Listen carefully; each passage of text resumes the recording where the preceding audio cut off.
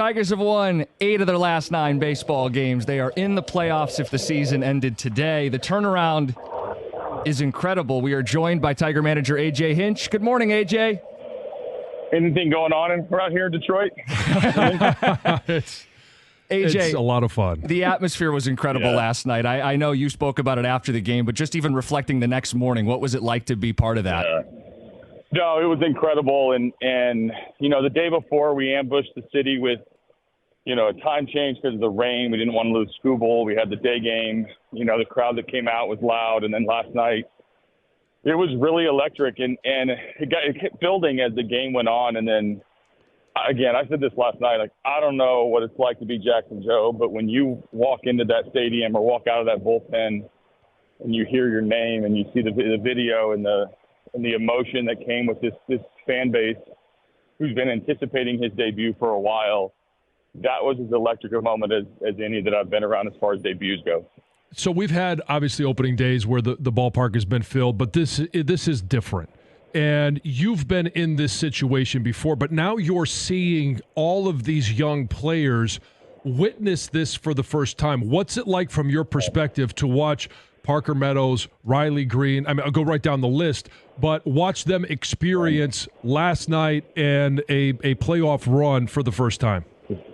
For sure. And, I think, a lot of people who have played in Detroit or managed in Detroit or been around the Tigers talk about how Comerica lights up whenever this team is relevant and good and playing good baseball. And we've seen flashes of that in my time here. But obviously it's very meaningful when you're playing for something and the fans, ignite this emotion and the pride, the joy, this journey. And our players are responding very well.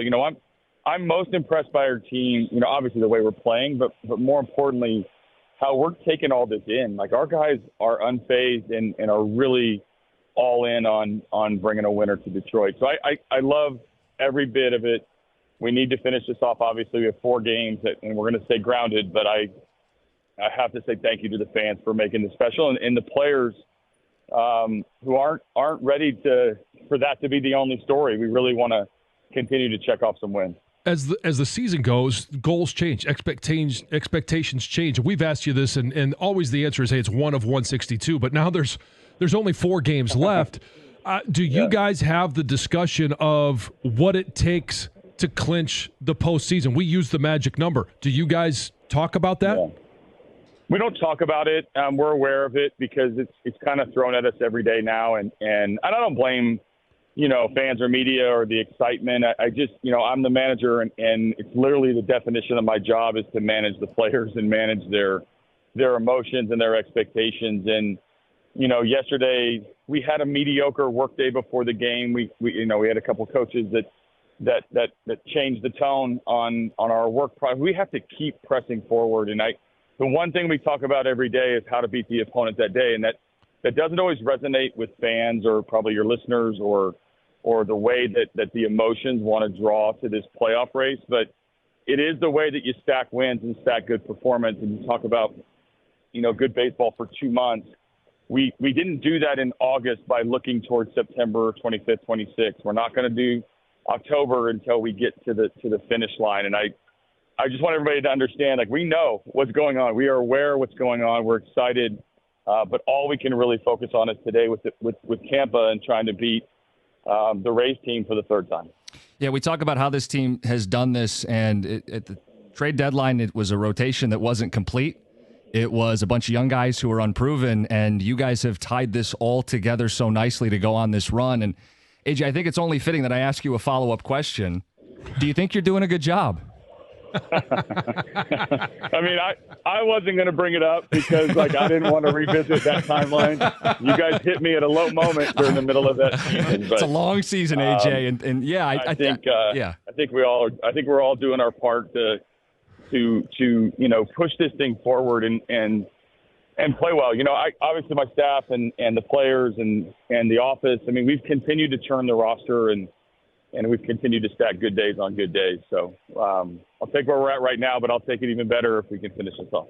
I think one of the jobs that everybody has talked about is Chris Fetter. I'd love to hear your take on what he has been able to. It's not just him, but he gets a lot of the praise for what's the job that he's done with the young arms and the way that you've worked the bullpen, group effort days, whatever you want to call them.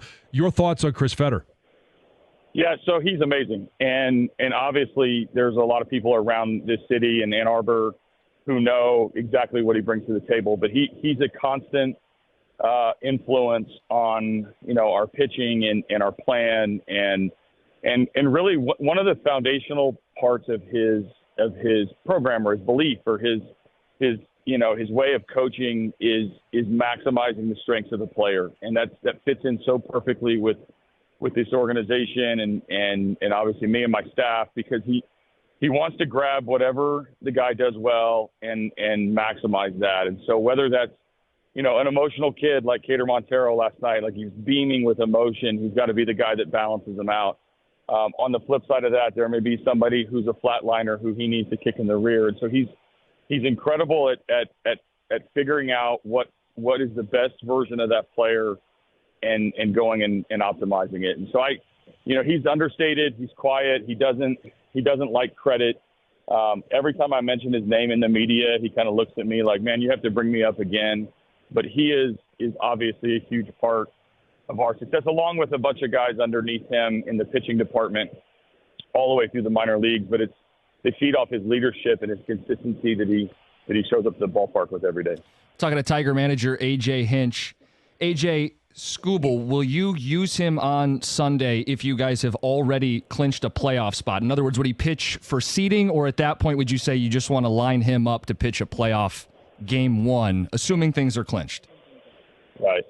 So Tarek is lined up and planning to pitch on Sunday if we need it. Obviously we've talked briefly about what kind of scenarios could be in play if we need him to pitch on regular rest, which would not be uncommon, but if we need to get into the playoffs, he will absolutely pitch. If we need seeding, I think it's unlikely that we would use that weapon for seeding. We would shift towards a different start, but we haven't really talked, that directly about it because it's just not consistent with how I've preached to this team to be where your feet are. But I understand the question, but let's hope it's not an issue, and we can just do our part before that. So, I mean, if you're focused on today and the game against Tampa today, what's it going to take to beat Tyler Alexander? What's the game plan look like to get a win today?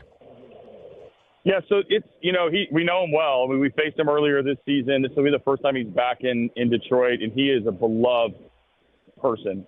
So we've got to channel our emotion and sort of the inside jokes and the inside knowledge. I mean, this guy's been in our clubhouse before, and I love Tyler Alexander. I mean, I hate him today, but I will love him after the game. Especially if he can miss middle to a couple of our guys. But the thing that we need to do today is kind of what we did yesterday. I like how we jumped out to the lead.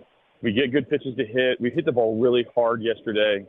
And I think today, like most days, is gonna center around our pitching. We've used a lot of resources in the last week, and I wish I could push the reset button and have everybody available. But it's going to be a different combo today to get to the finish line, and it all starts with Reese Olson.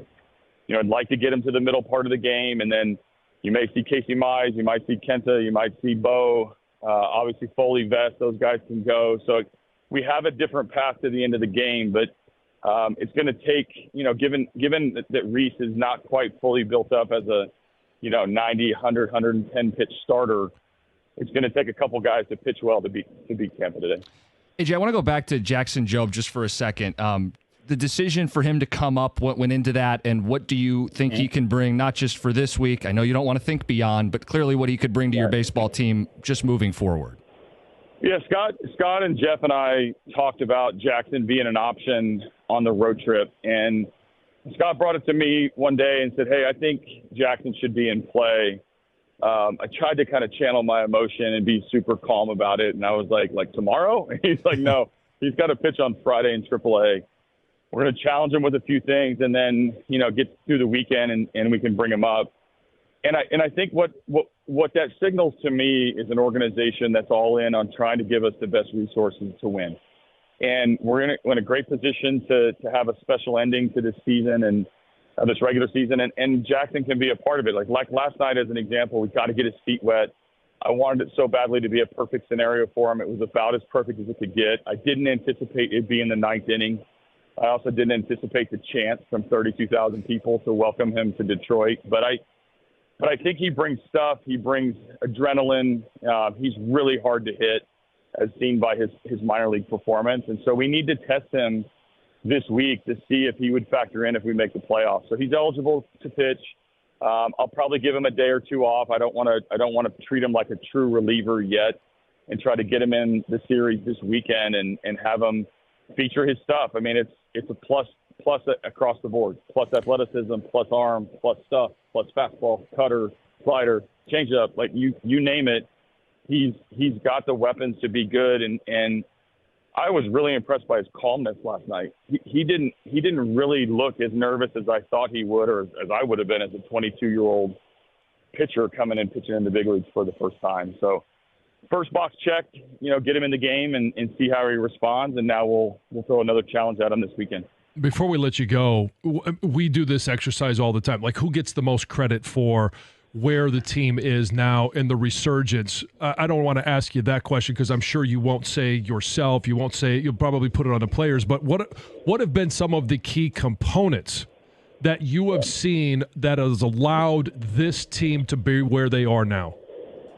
Yeah, the reason that I think it's hard topic or hard question is, like, I could fill up the rest of your show with people in the organization who have touched this, this build and this section of baseball success. And that's because there are front office members who you'll never hear about who are doing a ton of work to help the coaches. There are coaches in the minor leagues who you've never heard of that are working with these guys either on the way up or when we reset them and send them down to the minor leagues. And then there's obviously the forward-facing group in the big leagues, who we get a lot of notoriety or attention. And so it is, it's not just like words when we say it's, the entire organization has a fingerprint in what's going on. I mean, I look at, when we traded for Trey Sweeney, I had to look him up too and see, I remembered him as a Yankee minor leaguer who played against us in spring training. And you start watching video and you realize why the organization traded for him. And given how this has gone, I'm glad that a shortstop who was ready for the big leagues is part of that trade. So there's just a lot of people who have, influenced, building this foundation and building this section of the season. And there'll be plenty of time to thank everybody. And hopefully I can out some of their names and get a lot of people the credit they deserve, because it's not just the people that you hear from or the people that you see. Tiger manager AJ Hinch, everything feels like it's aligning for this baseball team. Look forward to talking to you again soon, all right? You got it. Take care. All right. It's 97.1.